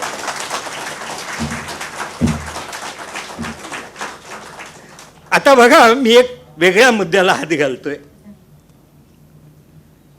कारण की काल आम्ही काही समाजातील विचारवंत मंडळी आजच्या सामाजिक स्थितीवर विचार करतो.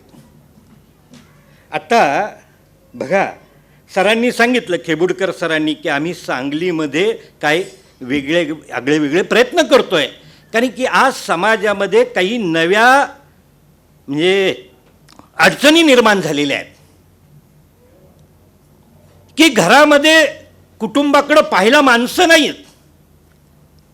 आम्ही युरोप अमेरिकेमध्ये भवितव्य घडायला आमच्या पुढच्या पिढ्या जात आहेत आणि इथं आई वडील आहेत वृद्ध, त्यांची देखभाल कुणी करायची? ही मोठी समस्या निर्माण झालेली आहे. वृद्धाश्रम निघतायत, परंतु त्यांनी ह्या समस्या सुटणाऱ्या नाहीत. आपण एक वेगळ्या समाज व्यवस्थेची वाटचाल चालू करतोय आणि त्यातूनच काल चर्चा झाली की अमेरिकेतला मनुष्य प्रगत झाला म्हणजे काय झाला? तो समाजाकडून एकटा होत पडत चाललेला आहे. रस्त्याने जाणारी व्यक्ती दुसऱ्या व्यक्तीला डिस्टर्ब करत नाही, कुणी कोणाशी बोलायला तयार नाही. आज आम्ही शहरामध्ये राहतोय, अशी परिस्थिती आहे की शहरात शेजारच्या फ्लॅटमध्ये कोण राहतंय आम्हाला माहिती नाही. आणि आम्ही गावाला गेलो, त्या गावगाड्यातल्या प्रत्येक घरातला माणूस एकमेकाला ओळखत असतो आणि एकमेकाच्या सुखदुःखाचा भागीदार असतो. आम्ही शहरामध्ये किती एकटे पडत चाललेलो आहे. ही नवी समाज रचना आहे. एक छोटंसं गोष्ट सांगतो आणि थांबा, बघा, फार मजेशीर आहे. एकदा विदुरा नवले खासदार मला म्हटले, पांडुरंगजी, मला तुमच्याशी काही गोष्टीवर गप्पा मारायच्या, तुम्ही माझ्या घरी यायचं. बरं म्हटलं येतो. मला म्हटलं अगदी जवळ आहेत तुमच्या, तुम्ही कसबा पेठेत आणि मी रमणबागे शेजारीच्या बिल्डिंग मार्केट. रमणबागेच्या शेजारच्या पाठीमागच्या जिथं आत्ता खडेवाले वैद्य आहेत त्या इमारतीमध्ये त्यावेळेस मग मी तिथं आहे. मी गेलो त्या इमारतीत प्रत्येक मजल्यावर नेमका मी विसरलो की फ्लॅट नंबर आणि मजला नंबर विसरलो. लाईनीने सगळ्या फ्लॅटमध्ये विचारत गेलो, कुणालाही माहीत नाही. पुण्याचे खासदार आमचे शेजारी राहतात. ते म्हणजे आम्हाला काही घेणं आहे, आम्हाला काय माहिती शेजारी कोण खासदार राहतात. आता बघा आमच्या ग्रामीण भागामध्ये एक सभापती उपसभापती सगळ्या गावाला माहिती आहेत कुठं राहतात. सांगायचे गावामध्येच कुणाला विचारत अहो ते नारोबा धोंडोबा कुठं राहतात ते काय पलीकडे, चला आम्ही सोडायला येतो. इथं शेजारच्याकडे बघायला तयार नाही. तुम्हाला आश्चर्य वाटलं. अहो मी म्हटलं की एका खासदाराला त्याच इमारतीत कोणी ओळखत नाही, अशी ही शहरी व्यवस्था आहे. आणि काल मी जी गोष्ट सांगितलेली सांगतो आणि आपण संपू, कारण की आपण एक समाजात आहोत म्हणून ह्या गोष्टी बोलतोय बरं का. कारण मी इतिहासाशिवाय बोलत नव्हतो, आजच पहिल्यांदा बोलतोय अशा पद्धतीचं वैचारिक. तर अमेरिकेमध्ये काल असं झालं की अमेरिकेमध्ये जगामध्ये सध्या मानसोपचारांची खूप गरज वाटायला लागली आहे. सगळ्यात जास्त मानसोपचाराची गरज अमेरिकेत आहे, कारण की कुटुंब व्यवस्था ढासळलेली आहे. भारतीय माणसं तिथं अजून संस्कृतीमुळे टिकून आहेत, परंतु त्यांना माहिती नाही की ही पहिली बायको आहे का ही दुसरी का चौथी, मुलं कुणाची कुणालाच माहीत नाही.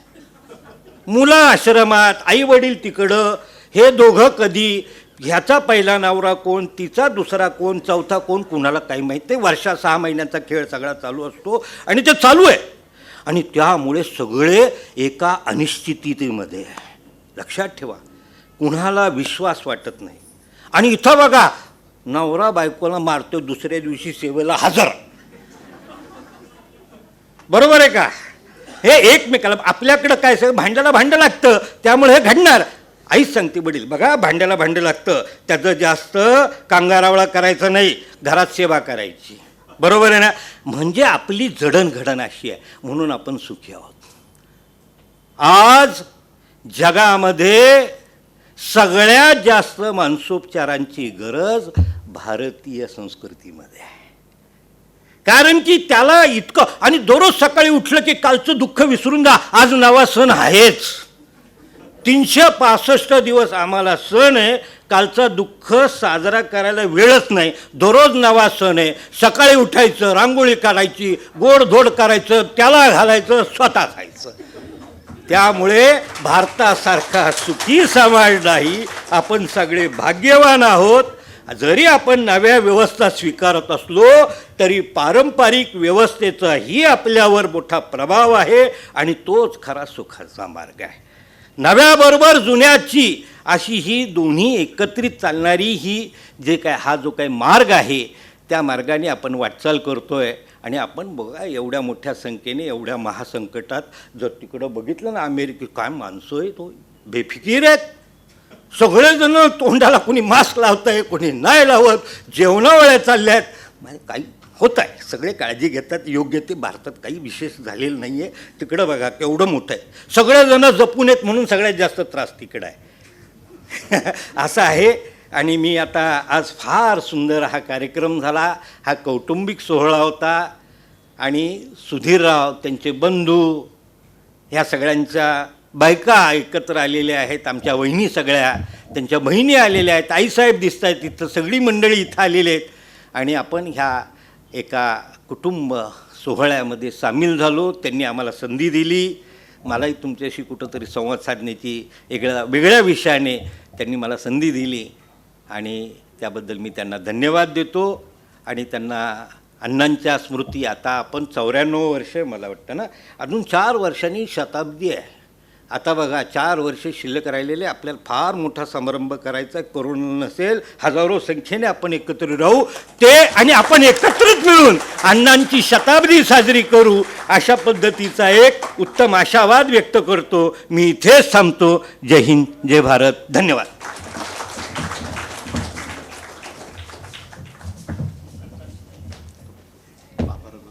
आणि नुसती नावं प्रेझेंट सरांचं आत्ता ऐकून एक या कार्यक्रमाबद्दल आपल्याला म्हणता येईल की ज्ञानदेवे रचिला पाया कळस चढविला पांडुरंगा. संतांनी आपल्या सांगितलेलं आहे की सगुणातून तुम्ही निर्गुणाची पूजा करायची. ज्ञानेश्वर माऊलींनी सांगितलं की तुम्हाला मूर्तीपूजा का करतो आपण, तर जे अस्पष्ट असतं ते त्याला साथ घालण्यासाठी आपण मूर्ती समोर ठेवतो आणि त्या निर्गुणापर्यंत जाण्याचा प्रयत्न करतो. तसंच ही इतिहासकार मंडळी जो अस्पष्ट दिसणाऱ्या आपल्याला ज्या घटना असतात त्या आपल्याला चष्मा म्हणून ते आपल्या समोर येतात आणि आम्ही तो इतिहास वाचू शकतो आणि प्रत्यक्ष पाहू शकतो असं मला वाटतं. Thank you sir. यानंतर डॉक्टर सुरेखा चव्हाण मॅडम यांना मी विनंती करतो की त्यांनी आभार प्रदर्शन करावं.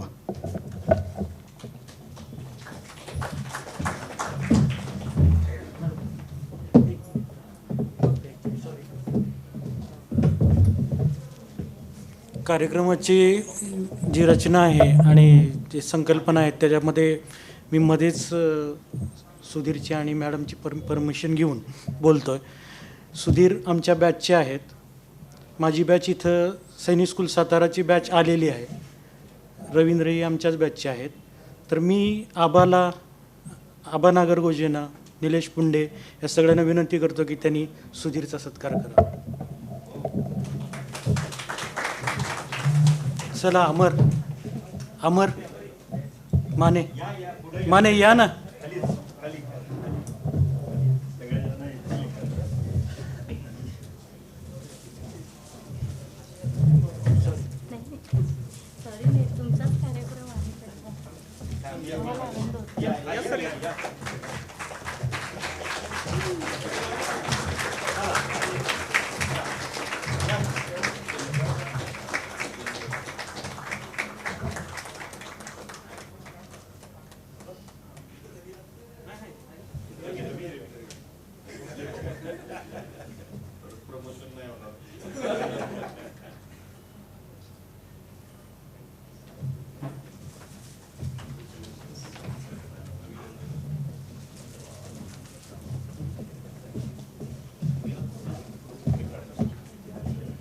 मी सैनिक स्कूलला यांना सिनियर होतो आणि माझ्या रॅगिंगमुळे हे सगळे आता यशस्वी झालेले आहे.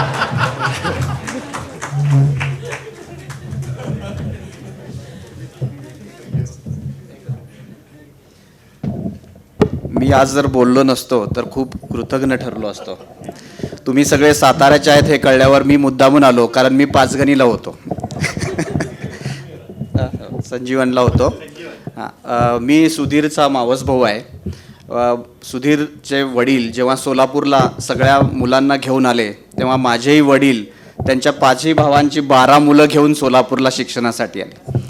आणि माझ्या आयुष्यात खूप मोठा बदल सुधीरमुळे घडलेला आहे. माझी पहिली ओळख त्याच्याबरोबर झाली होती ती त्यांनी मला 2रीत असताना चार्ली चॅप्लिन त्यांनी कुठे पिक्चर, मी तर आयुष्यात पिक्चर बघितला नव्हता, त्यांनी बघितला होता आणि तो सांगितल्यानंतर जे लोटपोट हसून मी त्याचा फॅन झालो होतो, त्याला फॉलो करत गेलो.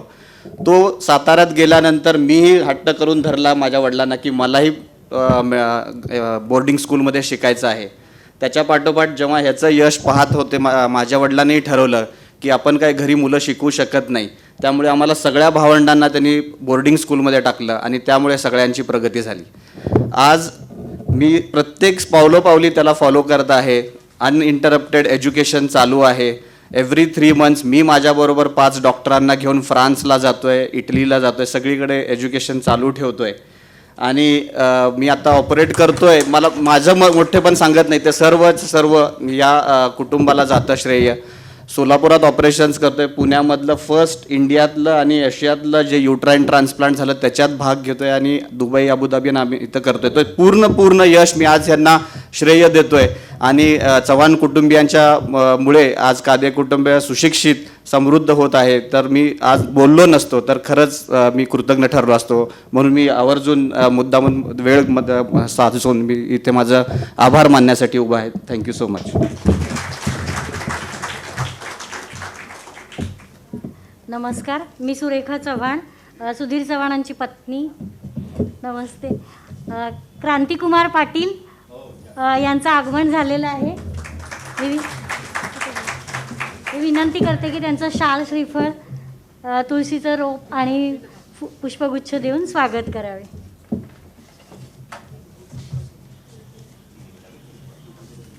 क्रांतिकुमार पाटील हे पोलीस सब इन्स्पेक्टर वानवडी शाखा पुणे शहर येथे कार्यरत आहेत आणि ते सुधीर चव्हाणांचे अतिशय जिवलग मित्र आहेत.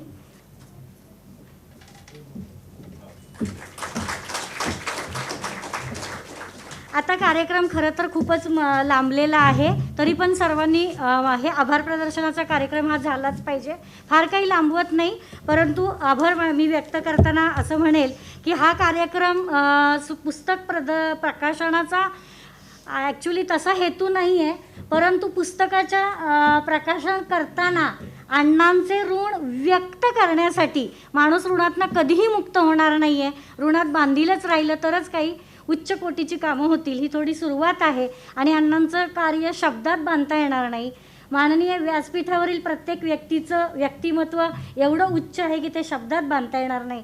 परंतु ह्या सर्व कार्यक्रमासाठी बोलवलेल्या माननीय खेबुडकर साहेब, माननीय पांडुरंग बलकवडे साहेब, माननीय क्रांतिकुमार पाटील साहेब आणि संजीव जाधव साहेब ते उपस्थित राहू शकले नाही, परंतु सर्वांनी तत्परतेनं होकार दिला आणि रविवार असून सर्व कार्यक्रम घरगुती आणि त्यांचे कामाचे शासकीय बाजूला ठेवून आवर्जून उपस्थित राहिले. याबद्दल मी त्यांचे मनपूर्वक धन्यवाद मानते, आभारी आहे.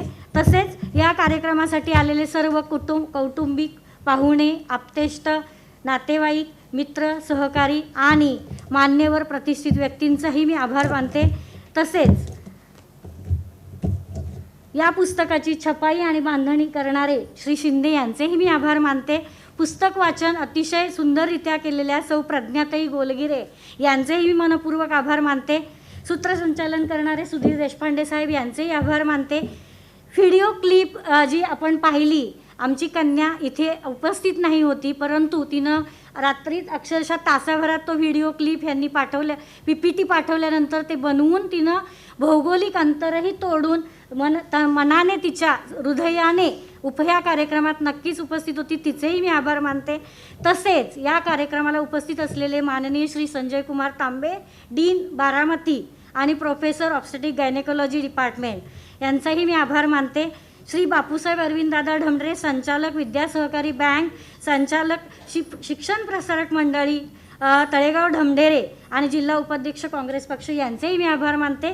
तसेच मालतीताई प्रवीण चव्हाण यांचेही, त्या संचालक मराठा वधूवर सूचक मंडळ शनिवार पेठ यांचेही मी आभार मानते. तसेच SKNCOAचे सर्व शिक्षक वृंद, प्रत्येकाचं नाव नाही घेणार, इन्क्लुडिंग बॅनर्जी मॅडम पण आलेले आहेत आणि सर्व कर्मचारी यांचेही आभार व्यक्त करते. तसेच ऑडिओ व्हिज्युअल टेक्निकल सपोर्ट आणि पत्रकार सहकार्यांचेही आभार व्यक्त करते. शिवाय हा कार्यक्रमानंतर आपल्याला आयोजित केलेल्या स्नेहभोजनाची अरेंजमेंट करणारे ऑर्किड बँक्वेट्सचे केटरर्स यांचेही आभार मानते. आणि सगळ्यात मोठा आभार मी व्यक्त करण्यासाठी पांडुरंग बलकवडे साहेबांना सांगेन की सुधीर चव्हाण ॲक्च्युली ते सगळं घर पाहत आहेत. आम्ही सरकारी नोकरी करून सरकारी नोकरी ही खेबुडकर साहेब नक्की सांगतील, सरकारी नोकरी म्हणजे क्रांतिकुमार पाटील साहेबसुद्धा सांगतील, सरकारी नोकरी दिसायला बाहेरून कशी दिसते माहीत नाही लोकांना, परंतु जो करतो त्यालाच फक्त ती माहीत असते आणि ती कौटुंबिक पाठिंब्याशिवाय पूर्ण होऊ शकत नाही. त्यामुळं येस, सुधीर चव्हाण हे पूर्णपणे फक्त तेच घर सांभाळत आहेत आणि आणि आणि परंतु त्याच्या बदल्यात आम्ही समाजासाठी आमचं तन मन धन सगळं काही त्यांच्यासाठी आम्ही देत आहोत. आणि आम्ही आज म्हणून थोडासा अक्षरशः मी पाहुण्यासारखीच उभी आहे, कारण अक्षरशः मी 3 वाजेपर्यंत ड्युटी करत होते करोनाची. तर सरांच्या पुस्तक प्रकाशनाच्या निमित्ताने सरांच्या कुटुंबातले नातेवाईक, सरांचे कॉलेजचे सगळे वृंद आणि सरांच्या सैनिक स्कूलचे जीवलग महाभयंकर जीवलग लोक आणि इथं उपस्थित असलेले जवळजवळ सगळेच उच्च डिग्र्या प्राप्त केलेल्या आहेत. खरंच हॅट्स ऑफ, कारण हे सगळेजण प्रचंड समाजसेवा करतच आहेत, काय प्रत्येकजण इथे येऊन सांगणार नाही. खूप अभिमान वाटतो. आणि एक विनंती, कार्यक्रम संपल्यानंतर जेवण केल्याशिवाय जाऊ नये. धन्यवाद.